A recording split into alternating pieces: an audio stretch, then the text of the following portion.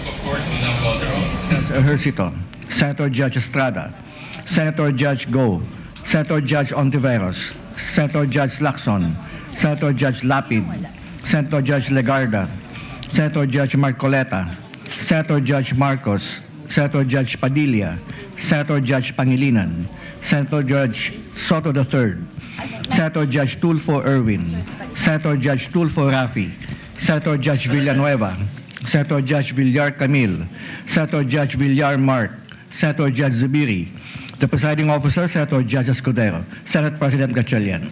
With 19 senator judges present, the chair declares the presence of a quorum. In accordance with the rules of procedure on impeachment trials, the chair now recognizes the duly elected presiding officer to preside over the proceedings of the impeachment court. Thank you, Mr. Senate President.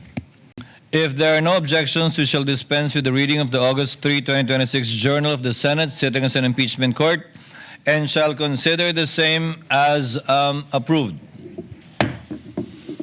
Bago po tawagin ng presiding officer ang kasong nakabinbin sa impeachment court, may nais lamang po akong sabihin sa ngalan nating lahat.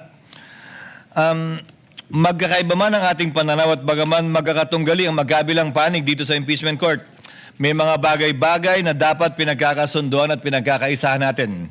Lalo na dun sa mga napuyat kagabi kakapanood ng TV. At para sa akin ang isa po dito ay ang tagumpay at kampyonato ng ating magaling at magiting na kababayan na si Alex Ayala sa DC Open.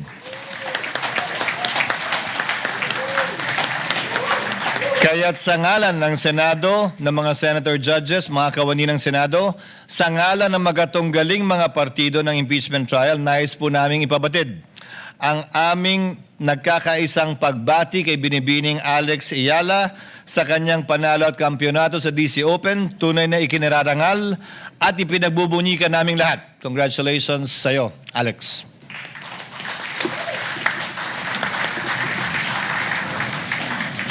Kaya pag may inaantok po na Senator Judge, malamang nanood kagabi.